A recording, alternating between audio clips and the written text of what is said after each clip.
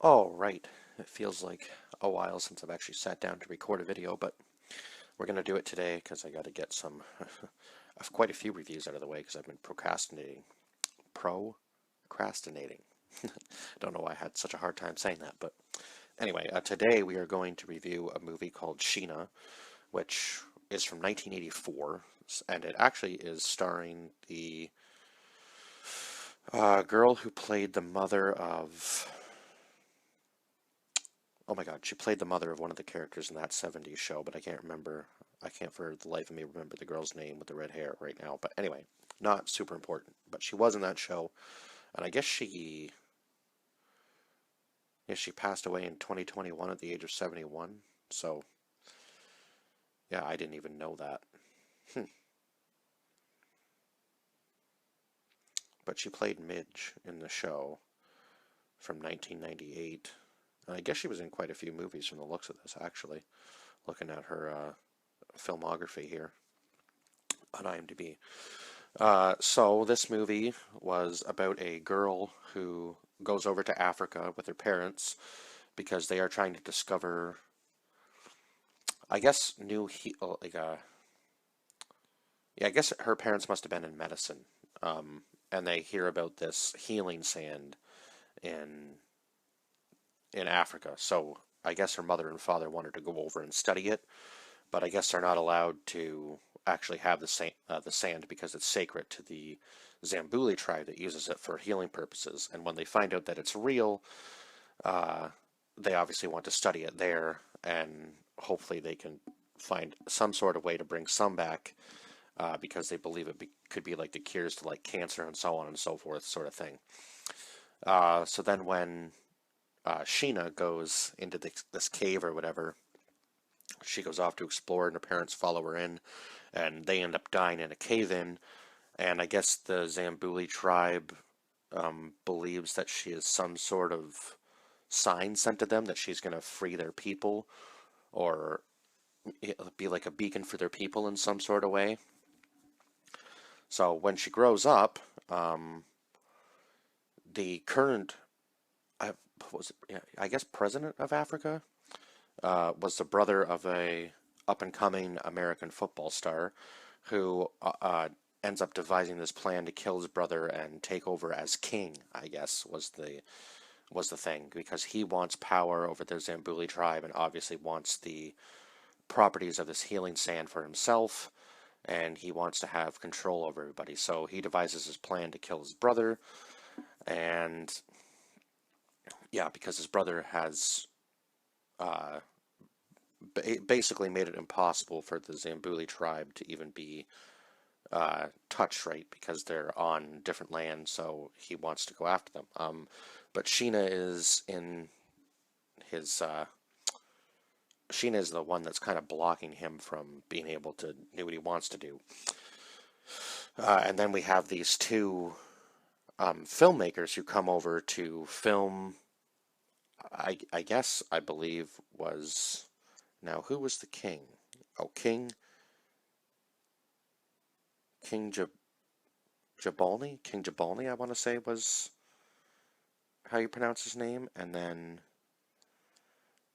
I guess Prince Otwini would be, yeah, that would make sense, wouldn't it? Was that the brother? I want to say, yeah, because I guess if he was king, I guess the brother would have been prince. That kind of makes sense, doesn't it? I suppose.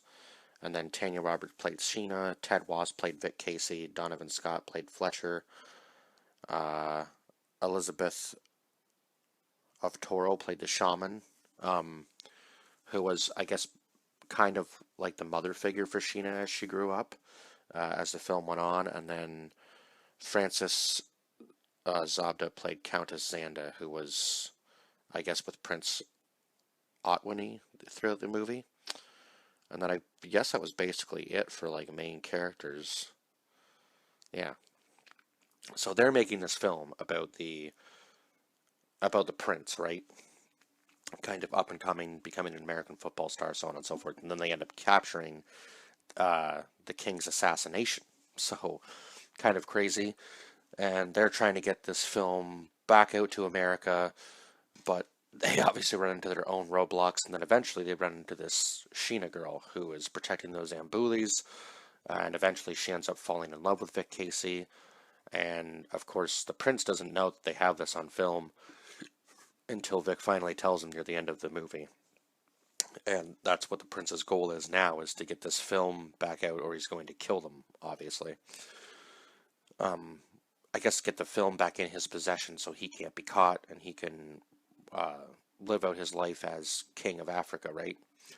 That's what he wants, but he obviously his greed got the best of him because they do end up getting killed in the end. But I think they really did try to use practical effects throughout this movie, and it was just seemed really bad. You know how like in a lot of movies the good guys have like exceptional aim and the bad guys can't hit anything?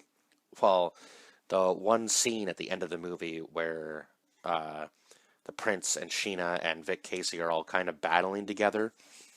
And I don't know how they survived throughout half the stuff that they had because the Zambulis only had like spears and arrows and so on and so forth, and the people that were with the prince had guns. So I don't even understand. Like they were a military force basically going in and fighting the Zambulis, and somehow the Zambulis still won.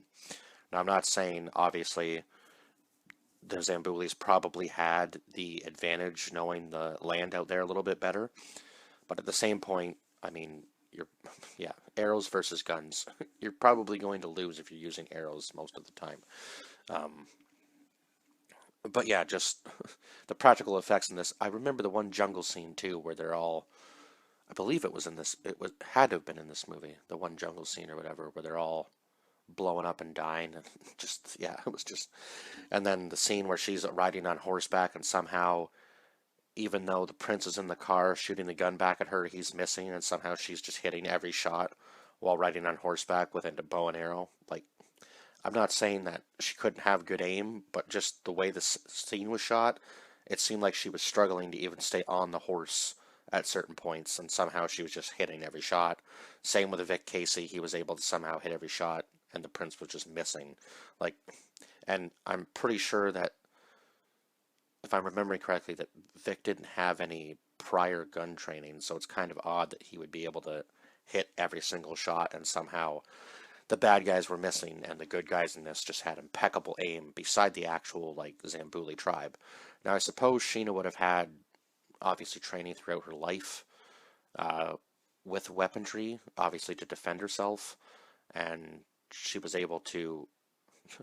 The other goofy thing was she was able to call to animals, so she was able to use the animals and the land kind of to her advantage, I guess.